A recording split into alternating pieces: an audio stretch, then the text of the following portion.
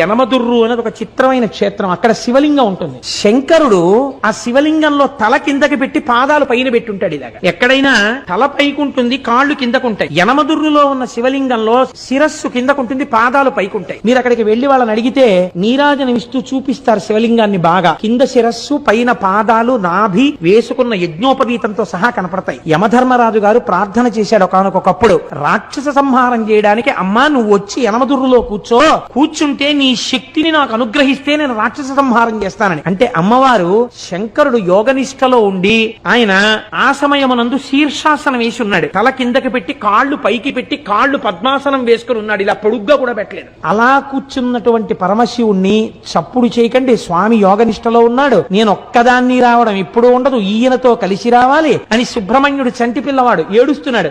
ఏడుస్తున్న సుబ్రహ్మణ్యుణ్ణి ఒళ్ళో పడుకోపెట్టుకుని స్తన్యమిస్తూ శంకరుణ్ణి ఓ చిక్కం లాంటి దాంట్లో పెట్టుకుని ఎత్తి పట్టుకొచ్చేసింది. ఆవిడ శక్తి స్వరూపం.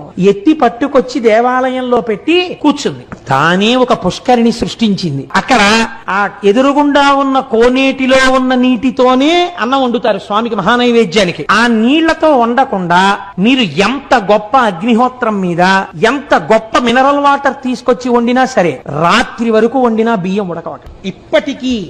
ఇప్పటికీ కూడా ఎదురుగుండా ఉన్న కోనేటిలో నీటితోనే అన్నం వండుతారు. ఇప్పటికీ మీరు కవచం తీసి చూపించమంటే చూపిస్తే సుబ్రహ్మణ్యుడిని పడుకోబెట్టుకుని పాలిస్తూ ఉంటుంది అమ్మవారు. పక్కన నిశ్శబ్దంగా శంకరుడు యోగనిష్టలో ఉంటాడు. అక్కడ మనం వెళ్ళినప్పుడు కూడా అంత మర్యాదగానే ఉండాలి, ఎక్కువ చప్పుడు చేయకూడదు. నమస్కారం చేస్తే అమ్మ ప్రసన్నురాలైపోతుంది. అక్కడికి ఈ దేవాలయాలు ఇంత గొప్ప ఉండడం ఏమిటని అన్యమతస్థులు ఆ ఆలయాన్ని ఈశ్వరుడి యొక్క శక్తి లేదని మేము నిరూపిస్తామని గుర్రాల మీద గుళ్ళో వెళ్లి వరణ ఉన్నటువంటి కత్తి తీసి శివలింగం మీద కొట్టారు. లోపలికి దగ్గరగా ఒక 200 మంది చొరబడి కొడితే చిత్రం ఏమిటో తెలుసా అండి? శివలింగం పగిలిపోవాలి. శివలింగం మీద కత్తి వాటు పడింది. తెగిపోతే ఎలా పడుతుందో అలాగే పడింది. పక్కన అమ్మవారు ఉంది, అంతే. ఎక్కడ నుంచి పడ్డాయో తెలియదు.